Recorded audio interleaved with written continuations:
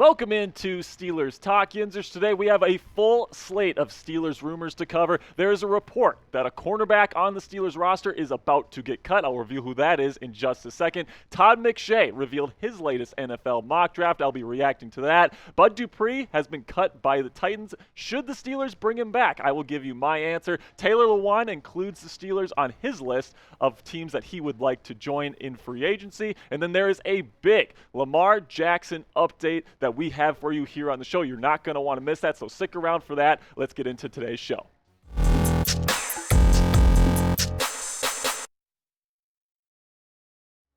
There is a report that is out right now that William Jackson III, the Steelers cornerback, is about to be cut by the Pittsburgh Steelers. I will be breaking that down in just 1 second. But first, make sure to join me and Chugs live this week here on Wednesday. We're switching from Thursdays to Wednesdays. Okay, so we usually do our live shows on Thursdays. We've moved it to Wednesdays because we wanted to go back a little bit. So we're going to be starting at 3:30 p.m. Eastern Time. We're going to have a bunch of great stuff on the show. Got some rumors. We got a great segment for you guys. Of course, the Steelers live mailbag. So if you are a real one and you are going to be tuning in to tomorrow's show, make sure to like this video to let me know that you are going to be there tomorrow. It's going to be a great show, guys. I cannot wait to show you all the fun stuff that we have planned. So make sure to stop by at 3:30 p.m. Eastern Time for Steelers Talk Live. All right, so now there is a report from Chad Forbes who says that the Steelers plan to release William Jackson III after midseason acquisition.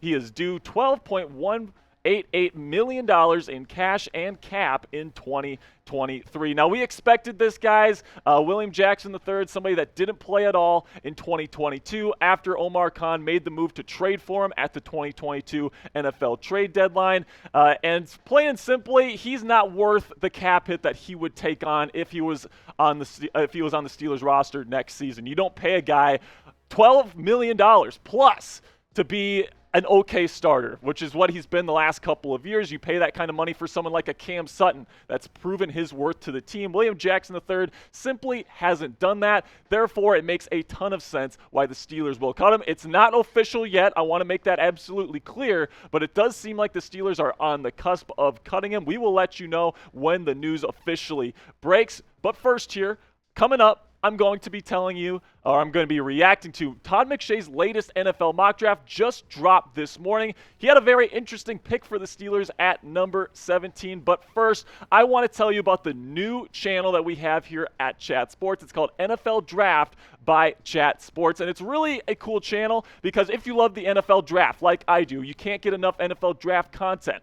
This channel is completely centered around the NFL Draft. I'm talking mock drafts. I'm talking prospect analysis. I'm talking team needs for all 32 NFL teams and trade rumors as well. We got all the great news and rumors content around the draft, just the NFL Draft. And of course, more subscribers to this channel means more videos, more mock drafts, more prospect analysis, more prospect rankings, all that good stuff. So you can find it at youtube.com/@chatnfl. And if you subscribe and comment Steelers, we can show the entire NFL community here at Chat Sports that Steelers Nation runs the show and that we are the best fan base in the NFL. So go ahead, go to youtube.com/chatnfl, and the link is in the comments and description of today's video.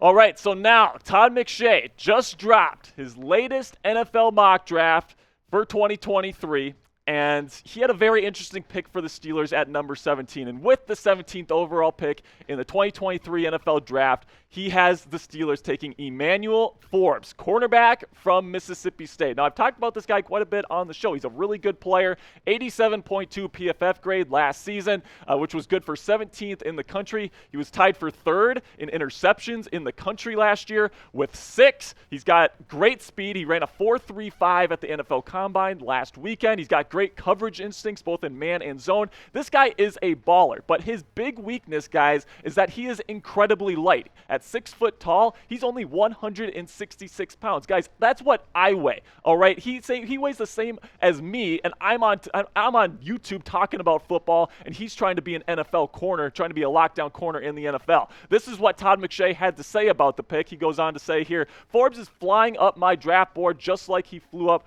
flew in the 40-yard dash on Friday night, posting a 4.35. He has great ball production, picking off 14 passes and breaking up 18 more over 3 seasons. And he goes on to say that fits with the Steelers, who led the league with 20 interceptions last season, but could lose Cameron Sutton to free agency. Forbes also measured in at 6'1" and 166 pounds at the combine. Yes, 166 pounds. He continues to say that might scare some teams off in round 1, but they shouldn't discount the high-level instincts and body control that we see on tape. Now, personally, guys, I love Forbes as a prospect, but I don't love taking him at 17, especially when you take into account the guys that McShay had left on the board when the Steelers were picking. Let's take a look at some of these names. Joey Porter Jr. was still on the freaking board, and he goes with someone that weighs 166 pounds over somebody that is a physical freak, almost 200 pounds, long arms. I really like Joey Porter Jr. as a prospect. He's definitely above Emmanuel Forbes on my board. There's no way in hell I'm taking Emmanuel Forbes over Joey Porter Jr. if both of them are on the board. Same thing with Deonte Banks, another guy that had a great week in Indianapolis, tested fantastically.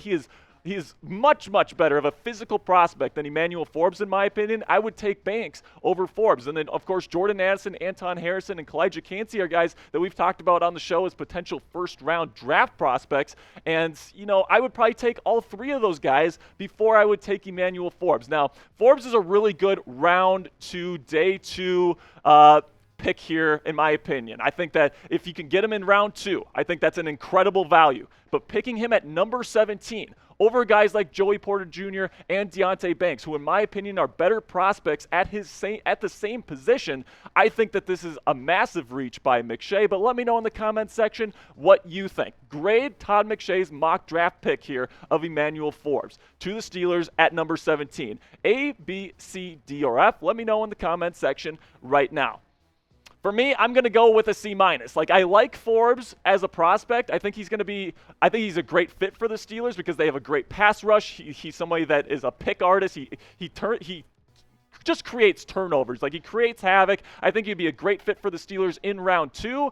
But if Joey Porter Jr. and Deonte Banks are on the board, I just don't see any reason why you would go with Forbes over those 2 other guys. So I'm sorry, Todd. I got to give you a C- on this one.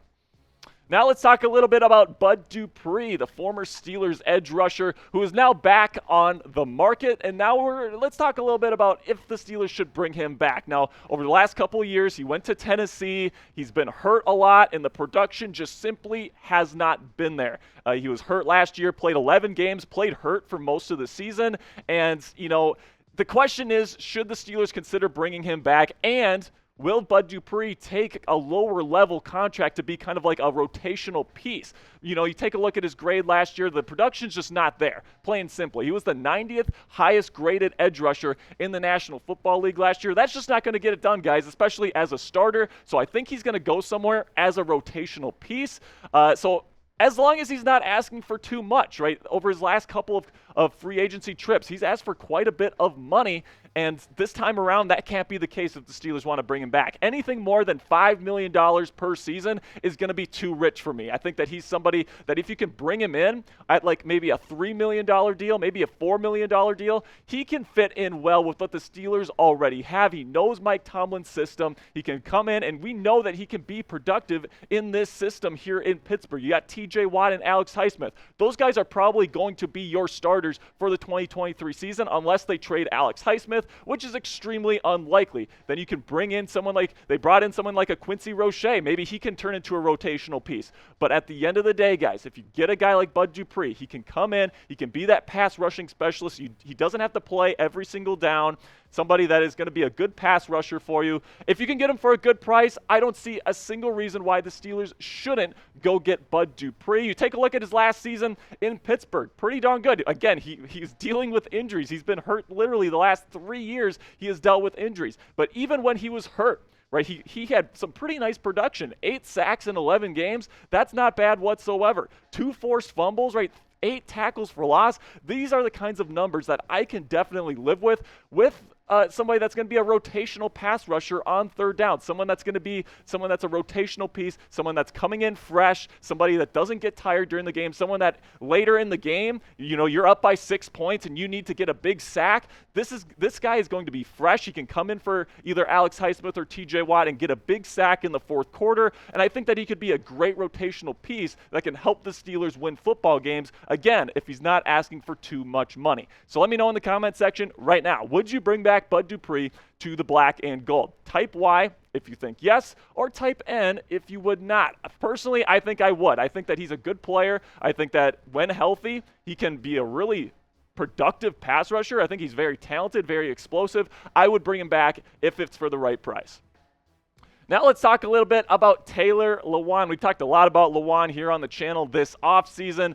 Some good and some bad here. There's definitely some pros to bringing him in, some cons to bring him in for sure. But Taylor Lewan seems to be optimistic about the Steelers' chances of being a title contender in the future and has included them on his list of finalists. Okay, so pretty much, he's done his due diligence, and he said these are the 5 teams that he's willing to play for: Atlanta, New Orleans, Cincinnati, Pittsburgh, and Philadelphia. These are the teams that he said he would consider signing with, and quite frankly, I'm not sure if I want the Steelers to sign him, okay? He is a 3-time Pro Bowl left tackle in this league, okay? He has shown to be a really good player when healthy and when he was younger.